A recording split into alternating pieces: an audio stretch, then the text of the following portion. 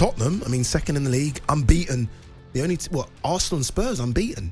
Those two unbeaten. But they've started really well under Ange Postecoglou. No one expected this, especially with Harry Kane gone. But right now, Spurs look a real threat. How big a threat, though? Before we get Flav in, really looking forward to speaking to Flav. How big a threat are Spurs? Like, what are we talking? Is it still Man City and then Arsenal, Liverpool to chase them, or can you put Spurs in that now? In what? I'm just asking the in question. What? I don't know. Hang on a minute. What are you doing here? Are you trying to now position this that Tottenham are in contention to win the league? No, I'm trying to say, when can we start positioning? We can't. Okay. But you're just saying this as a Chelsea fan. No, I'm not. History's taught us they've had a nice little run. Fair play. They had a nice little run under Nuno Espirito Santo, didn't they? Yeah, did. He won manager of the month, didn't he? In August, Look, they're playing very well. I'm impressed with Ange Postecoglou. I thought they got a great result against Arsenal and could have even got more. And yes, it is going swimmingly. But remember, they've won 2 League Cups since 1991 for a reason. Flav. Can't stick up for you as much as I can. I was trying, Flav. I tried my hardest there. You don't need to. He's absolutely rattled. Look at him.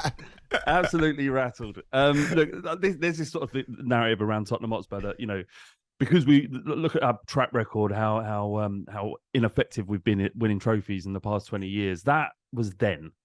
And I'm not saying anything's changed significantly in the last 7 games, but what has changed is our manager and this newfound belief that we have in this squad. So what went for is irrelevant. What is now is what people should be talking about. So Rory banging on about 2 trophies in the last 20 years or whatever it was. Since 1991, it's a lot longer than 20 years. Yeah, 23. Yeah, cheers, boys. But the point I'm making is that we're looking forward and we're looking upwards, right? And I don't know if 5 wins in 7 and 2 draws and undefeated in the first 7 games is good. Sounds good to me. So yeah, I mean we're absolutely buzzing, and so we should be. No, you're right. I mean, look, you're playing good football as well. It's exciting. Again, minus Harry Kane, I don't think anyone expected this. Son just looks like the Son of 2-3 seasons ago, where you just can't stop scoring, left foot, right foot. What are your concerns, though, Flav? I mean, there still will be concerns within the squad. Is it the squad depth? Is it still trying to find a position to get the best out of Richarlison, who, for some reason, people still think there's a good player in there? What are the concerns? The concerns are in key positions we have a lack of depth. But remember, we're just at the start of this journey. No one expected this kind of start. Even Postecoglou warned us that there could be a rocky first few months as we bedding in his system. But yeah, injuries to people like James Maddison and Basuma could be catastrophic. James Maddison is effectively our only creative midfielder, attacking number 8 or 10 in certain positions, and his backup is Lascelles, who's practically been injured all season anyhow. So if Maddison, there was worries about him not being able to play against Luton, it seems like he is fit. If Maddison drops out and someone like an injury to Basuma or Romero or Van der Ven, then we are very, very light. But Postecoglou has gone on record as saying we need 2 or 3 windows to get to the point where I'm happy with the squad. This is just the start. No one expects a title challenge from Tottenham Hotspur this season. The only way that can possibly happen is if we have no more injuries and Maddison is able to play the remaining 30-odd games that are left.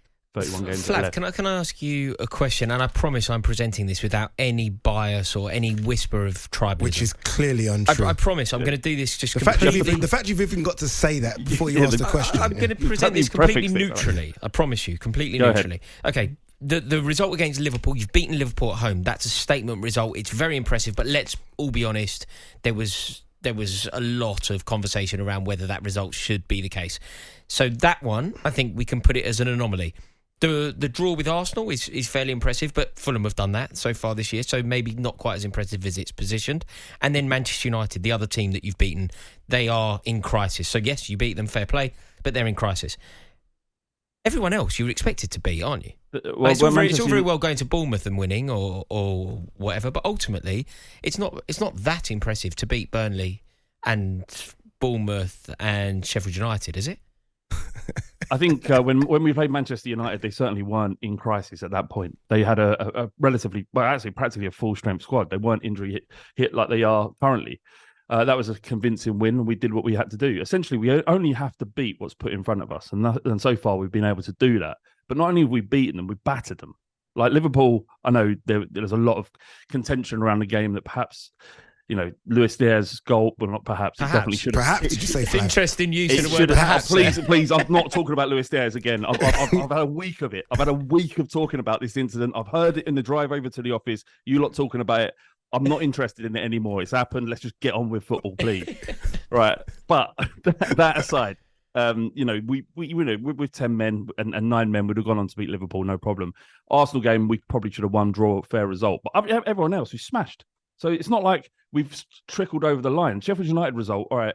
That wasn't 1-0 to them in the 80th minute, wasn't it? Come on, Rory. You know how football works. For 97 minutes, we absolutely battered and we just happened to score in injury time. So I'll take it. And there's nothing. If anyone would have predicted the start that Tottenham has had, you'd say they were absolutely mad. No, I agree with you, Flav. Don't listen to Rory. Everyone continually talks about this, the toughest league in the world, and then Rory starts to say you beat Burnley, you beat Bournemouth, you beat Sheffield. Still tough games. It's the toughest league in the world. Can I ask you boys a question? All right, we're not title challengers yet, but we beat Luton. Nah, fair enough. Luton, we've got to beat them. Win our next 2 games. You've got it was Everton and there's one. You've got your next fixtures are Fulham, Palace, Chelsea. Sorry, so Fulham and Palace. We win our next 3 games. That's 10. If we win them all, that's 8 from 10. That's 2 draws, undefeated. I'm not saying we can. It's difficult. It's difficult to do that. But if we, on paper, we should be able to do that. Are you starting to think along those lines, Flav? Again, no bias. Are you genuinely thinking of winning the title? No, but they should though. I mean, if from 10, I think even Pep said this. Pep said, let's get to 10 and see where everyone is, and then we can really talk about title challenges. Let's be honest, no one expected Arsenal to do what they did last season. No. I didn't expect it. No, I didn't. I didn't expect it. So there's no reason why Spurs can't do something. I'm not expecting us to do it. I'm just getting a little bit peeved at the fact that whenever there is a conversation, Tottenham Hotspur are not included. That it's by proxy, we cannot do this. Because as Rory said at the top, Flav, you've only done 2 trophies since 1991. Irrelevant to what's happening this season, completely irrelevant. And no. I'm not even saying I want Tottenham to be under the radar, but don't be surprised come Christmas if we're still in the conversation. Yeah. Do you think you need big reinforcements in January? Do you think they're going to chuck money at Ange Postecoglou if you are there or thereabouts? I think Postecoglou is a project manager, so no, not necessarily. We're not going to bung another 150 million in January, I doubt. Although if the targets are available, then absolutely do that and do the work in January that you don't have to do in the summer. We do need depth, so a backup centre back or a backup number 6, number 10. Then if that's a possibility, then yes. But I think they very much see Postecoglou as a project manager. If come Christmas we are joint top, then you have to back him. You have to gamble. You have to think this could be on. Flav, if I offered you 4th now, would you take it? No. He hasn't won the league since 1961 and he won't take 4th now. He actually wants to explore winning the league. This is wild. They've had a decent half dozen games at the beginning of the season. Suddenly they think... Yeah, but 4th is different from 2nd. 4th is different from a title challenge. If you're saying... If I offered you 3rd... This is like a good poker game here. If I offered you 3rd right now, would you take it, Flav? Yeah, I'll probably take that. But the problem is, the point is how you get to 3rd. Yeah, if we scrape 4th, then that isn't a statement. If you're comfortably in Champions League football and an outside chance of challenging for the title, that's a statement. That means that players are looking at what's going on at Tottenham and going, I want to join that. That looks enticing. Flav, before you go quickly on scoreline prediction tomorrow? 3-1 Spurs. 3-1 Spurs. Oof, man, comfortable. Flav, as always, my man, appreciate you coming and thank you very much. Flav Bateman podcast and clearly the biggest Spurs fan you've probably ever heard on talkSPORT. On AM, on DAB, via the talkSPORT app and on your smart speaker. talkSPORT.